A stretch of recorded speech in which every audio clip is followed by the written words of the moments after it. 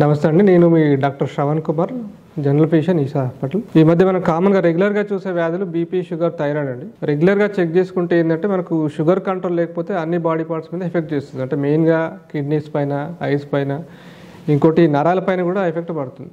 ఎప్పుడైతే మనం రెగ్యులర్గా చెక్ చేస్తామో ఇవన్నీ కూడా అంటే దీర్ఘకాలికంగా వచ్చే ప్రాబ్లమ్స్ని కంట్రోల్ చేసుకోవచ్చు. 3 నెలలకు 2 నెలలకు చేసుకునే పరీక్షలు ఉంటాయి షుగర్ అయినా కానీ, బీపీ అయినా కానీ.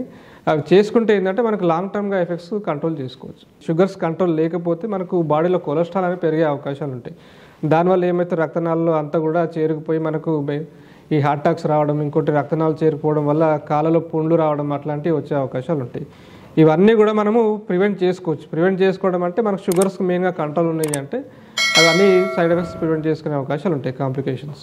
థైరాయిడ్ ప్రాబ్లం మామూలుగా కొంతమంది ఏంటంటే ఎప్పుడో చెక్ చేసుకుంటారు, ఎప్పుడో స్టార్టింగ్లో వాడతారు టాబ్లెట్స్, మళ్ళీ ఎప్పుడో 6 నెలలకు సంవత్సరానికి చెక్ చేసుకుంటారు.